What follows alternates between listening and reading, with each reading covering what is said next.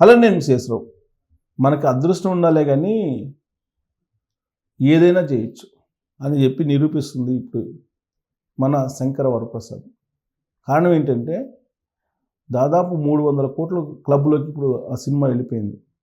Break ఈవెన్కి చాలా దగ్గరగా ఉంది. అది మరి 400 కోట్లు చేస్తుందా, 350 కోట్ల వరకు ఆగిపోతుందా అనేటువంటి చర్చ ఇప్పుడు జరుగుతుంది. సంక్రాంతికి విడుదలైనటువంటి సినిమాలు ఒక్క రాజాసాబ్ తప్ప మిగతా అన్ని సినిమాలు హిట్ సినిమాలే, హిట్ టాక్ వచ్చేసింది. అయితే మన శంకర వరప్రసాద్ 11వ తారీఖున ప్రీమియర్ షోతో స్టార్ట్ అయింది.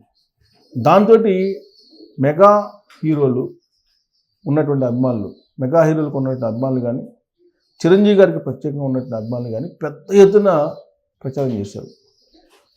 పోనీ ఆ సినిమాలో కథ ఉందా అని అంటే కథ బలంగా లేదు, కానీ కథనం బాగుంది, బోరు కొట్టించట్లేదు.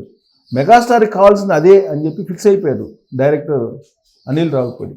దాంతో మోస పద్ధతిలో సినిమా కాకుండా స్క్రీన్ ప్లే బలంతో ఆ సినిమాని నెట్టుకొచ్చాడు. బలమైనటువంటి కథ లేకపోయినప్పటికీ కూడా కేవలం జస్ట్ క్యాజువల్గా తీసినటువంటి సినిమాగా కనిపించినప్పటికీ 300 కోట్ల క్లబ్లోకి వెళ్ళిపోయిందంటే బోరు కొట్టకుండా సినిమా తీస్తే చాలు చిరంజీవి గారికి అనేది అర్థమైపోయింది. డైరెక్టర్స్ కూడా అర్థమైంది. అంటే బరువైనటువంటి కథ అవసరం లేదు అని చెప్పి. విశ్వంబర అని అంటే ఆ టైటిల్లోనే బరువైనటువంటి కథ ఉంటుంది అనేది ఎక్స్పెక్ట్ చేస్తున్నారు. మరి అంత బరువైనటువంటి కథతోటి చిరంజీవి గారిని హీరోగా పెట్టి తీస్తే ఏంటి పరిస్థితి అనేటువంటి ఒక సందేహం ఉండేది. వాస్తవంగా విశ్వంబర తర్వాత మనశంకర వరప్రసాద్ రిలీజ్ కావాలి, కానీ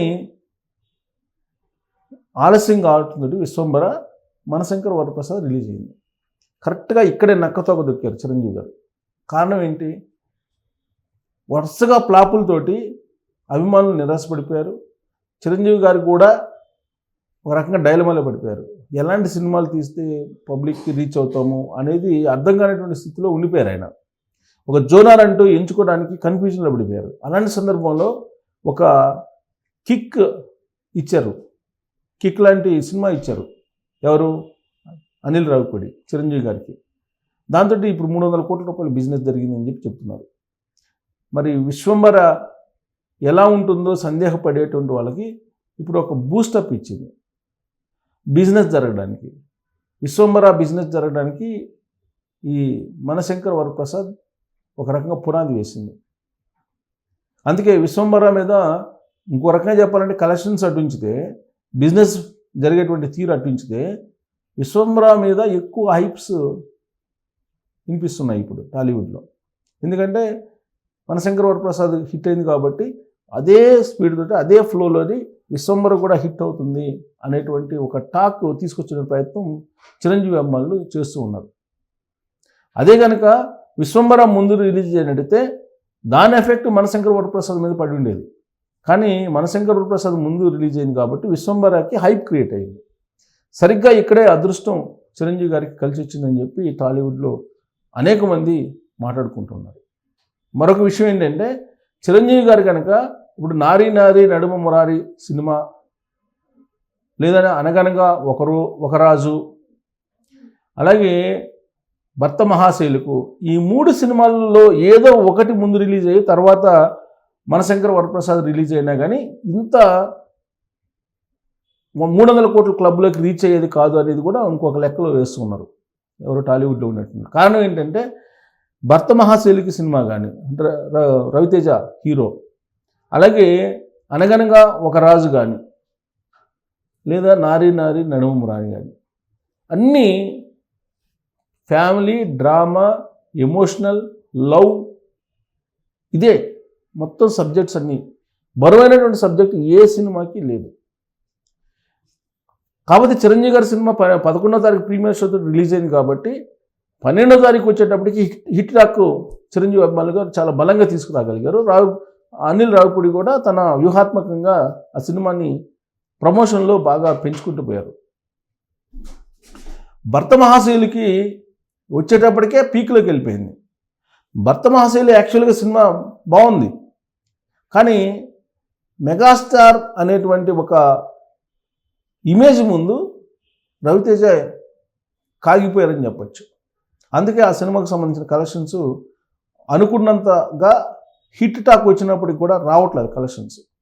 సినిమా హిట్టే, కానీ ఆ హిట్కి తగ్గ కలెక్షన్స్ అయితే కనిపించట్లేదు. దానికి కారణం అప్పటికే విడుదలైనటువంటి మనశంకర్ వరప్రసాద్. ఇక లో బడ్జెట్ లేదా చిన్న హీరోలు అని చెప్పి అనుకుంటాం కదా, అట్ట నవీన్ పులిశెట్టి కానీ, శర్వానంద్ నారి నడుమ మురారి కానీ ఇవి హిట్ టాక్ వచ్చింది. అనగనగా ఒక రాజు హిట్, అలాగే నారి నడుమ మురారి హిట్, కానీ ఆ టాక్ తగిన విధంగా కలెక్షన్స్ రాకపోవడానికి ఏంటి, ఎక్కువ థియేటర్లో రిలీజ్ చేయలేకపోవటం. 2, చిరంజీవి గారి సినిమా ఆల్రెడీ ఉంది కాబట్టి దాన్ని కాదని చెప్పేసి థియేటర్లో ఇవ్వకపోవటం. 3, చిరంజీవి గారి సినిమాకు సంబంధించినటువంటి హైప్, అభిమానులు ఫ్యాన్స్ బలమైనటువంటి ఫ్యాన్స్ ఉంది కాబట్టి హైప్ క్రియేట్ అయిపోతుంది. హైప్ క్రియేట్ కావడంతో ఒక్కసారి నా సినిమా చూడాలి అనేటువంటి వాళ్ళ సంఖ్య పెరిగింది. దాంతో కలెక్షన్స్ థియేట్రికల్ రన్ను పెరుగుతుంది. యాక్చువల్గా థియేట్రికల్ రన్ను 3-4 రోజులు అయితేనే బ్రేక్ ఈవెన్ వచ్చేస్తుంది. అలాంటిది చిరంజీవి గారి మనశంకర్ వరప్రసాద్ పబ్లిసిటీ కానీ, ఫ్యాన్స్ సోషల్ మీడియాలో హైప్ చేయటం కానీ బాగా వ్యూహాత్మకంగా తీసుకెళ్ళగలిగారు. అందుకే ఇప్పుడు చిరంజీవి గారి సినిమా మనశంకర్ వరప్రసాద్ కలెక్షన్స్ ఊహించిన విధంగా ఆ సినిమా హిట్ టాక్ కన్నా కూడా ఎక్కువ కలెక్షన్స్ ఇస్తుంది.